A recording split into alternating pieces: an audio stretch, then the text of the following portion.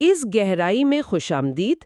آج ہم امبر voice YouTube channel سے ماخوذ معلومات کی روشنی میں حضرت محمد صلی اللہ علیہ وسلم کی ابتدائی زندگی پر بات کر رہے ہیں، خاص طور پر نبوت سے پہلے کے اہم واقعات۔ جی مقصد یہ سمجھنا ہے کہ یہ جو شروع کے تجربات تھے، انہوں نے آپ کی شخصیت کو کیسے بنایا۔ بالکل، اور یہ ابتدائی سال غیر معمولی اہمیت رکھتے ہیں۔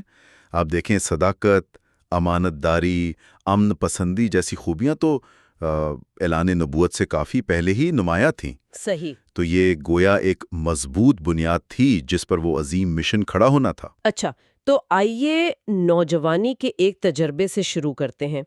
بھیڑ بکریاں چرانے کا عمل ماخذ بتاتا ہے کہ یہ صرف ایک کام نہیں تھا، جی نہیں، بلکہ کردار سازی کا ذریعہ تھا۔ اور یہ بھی ذکر ہے کہ تقریباً تمام انبیاء نے بکریاں چرائی ہیں۔ جی بالکل، حدیث میں بھی ہے کہ اللہ نے کوئی نبی ایسا نہیں بھیجا جس نے بکریاں نہ چرائی ہوں۔ آپ صلی اللہ علیہ وآلہ وسلم نے خود بھی مکہ والوں کی بکریاں کچھ اجرت پر چرائیں۔ پر کم عمری میں ایک تو غیر معمولی صبر پیدا ہوتا ہے، صبر، پھر ذمہ داری کا گہرا احساس، اور ایک خاص قسم کی لیڈرشپ کوالٹی بھی۔ اچھا، جی، ذرا تصور کریں، صحرا کا ماحول، ایک پورے ریوڑ کی ذمہ داری، ہر وقت چوکنا رہنا، صحیح، موسم کی سختیاں، خطرات، اس سے عاجزی بھی آتی ہے اور فیصلہ سازی کی صلاحیت بھی بڑھتی ہے۔ یہ ایک طرح کی ٹریننگ تھی۔ بالکل۔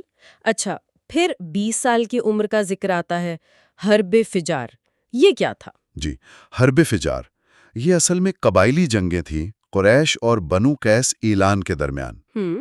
اور فجار اس لیے کہلائیں کہ یہ حرمت والے مہینوں میں لڑی گئیں جن میں جنگ منع تھی۔ اچھا، یعنی گناہ کی جنگ؟ جی، تو ماخذ کہتا ہے کہ آپ نے براہ راست لڑائی میں حصہ نہیں لیا، لیکن اپنے چچاؤں کی مدد کی، جیسے تیر وغیرہ اٹھا کر دینا۔ اچھا، اور یہ بھی ذکر ہے کہ جب آپ ہوتے تھے تو قریش کو کامیابی ملتی تھی؟ جی، ایسا بھی ذکر ملتا ہے، لیکن اس سے زیادہ اہم بات جو اس جنگ کے بعد ہوئی وہ تھا حلف الفضول۔ حلف الفضول یہ کیا معاہدہ تھا؟ یہ صرف جنگ بندی نہیں تھی، یہ اس زمانے کے لحاظ سے ایک آپ کہہ لیں انقلابی معاہدہ تھا۔ اچھا، مقصد تھا ملک میں امن قائم کرنا، مسافروں کی حفاظت، کمزوروں مظلوموں کی مدد کرنا، چاہے وہ کسی قبیلے کے ہوں۔ یعنی انصاف پر مبنی ایک کوشش۔ بالکل، اور آپ کو یہ معاہدہ اتنا پسند تھا کہ نبوت کے بعد بھی فرمایا کہ اگر آج بھی مجھے اس کی طرف بلایا جائے تو میں ضرور جاؤں گا۔ سبحان اللہ۔ اس سے آپ کی جو فطری انصاف پسندی ہے نا، وہ ظاہر ہوتی ہے۔ جی بالکل، یہ نبوت سے پہلے کی بات ہے۔ جی ہاں، یہ گویا آنے والے اسلامی معاشرتی اصولوں کی ایک جھلک تھی۔ اچھا، پھر تقریباً 25 سال کی عمر میں آپ صلی اللہ علیہ وآلہ وسلم نے تجارت کی طرف توجہ کی۔ جی ہاں، اور یہاں حضرت خدیجہ کا ذکر آتا ہے۔ وہ ایک بہت معزز اور مالدار تاجرہ تھیں۔ بالکل، بہت باوقار خاتون تھیں۔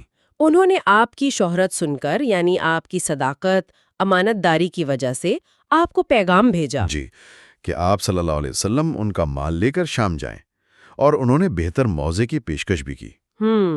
یہاں اہم بات یہ ہے کہ حضرت خدیجہ جیسی تجربہ کار خاتون نے صرف سنی سنائی بات پر نہیں، بلکہ آپ کے کردار کو پہچان کر یہ پیشکش کی۔ صحیح۔ اور پھر اس سفر شام کے دوران، جیسا کہ ماخذ میں ذکر ہے، کچھ غیر معمولی واقعات بھی ہوئے۔ جی بتائیے گا۔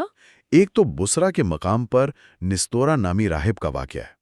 اس نے آپ کو دیکھ کر پہچان لیا اور حضرت خدیجہ کے غلام میسرہ جو ساتھ تھے ان سے کہا کہ یہ نبی ہیں اور یہ آخری نبی ہیں۔ اللہ اکبر۔ پھر ایک اور روایت ہے کہ ایک جگہ آپ صلی اللہ علیہ وسلم ایک سوکھے درخت کے نیچے بیٹھے تو وہ ہرا ہو گیا۔ اچھا، یہ معجزے جیسی بات ہے؟ جی، یہ نبوت سے پہلے کے اشارات تھے۔ اور واپسی پر وہ واقعہ بھی ہے کہ میسرہ نے دیکھا کہ 2 فرشتے آپ پر سایہ کیے ہوئے ہیں۔ جی بالکل، سخت دھوپ میں۔ یہ چیزیں میسرہ نے خود دیکھیں۔ ظاہر ہے ان واقعات نے میسرہ کے دل پر گہرا اثر ڈالا ہوگا۔ یقیناً۔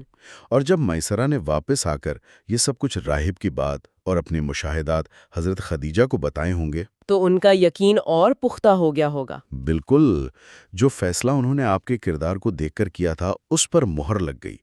یہ سب مستقبل کی طرف واضح اشارے تھے۔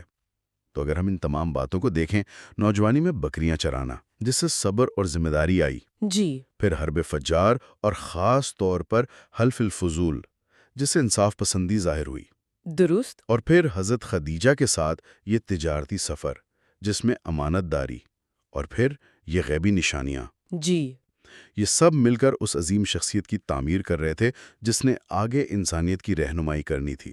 بالکل، اور یہاں ایک بات سوچنے کی ہے جو ہم اپنے سننے والوں کے لیے چھوڑ سکتے ہیں۔ جی ضرور، یہ جو ابتدائی تجربات تھے اور خاص طور پر جو اہل نظر تھے جیسے وہ راہب یا حضرت خدیجہ جیسی فہم و فراست والی خاتون، ان کا آپ کو پہچان لینا، آپ پر اعتماد کرنا، یہ کس طرح نہ صرف آپ کو بلکہ آپ کے ارد گرد کے لوگوں کو بھی لاشعوری طور پر اس عظیم ذمہ داری کے لیے تیار کر رہا تھا جو آنے والی تھی۔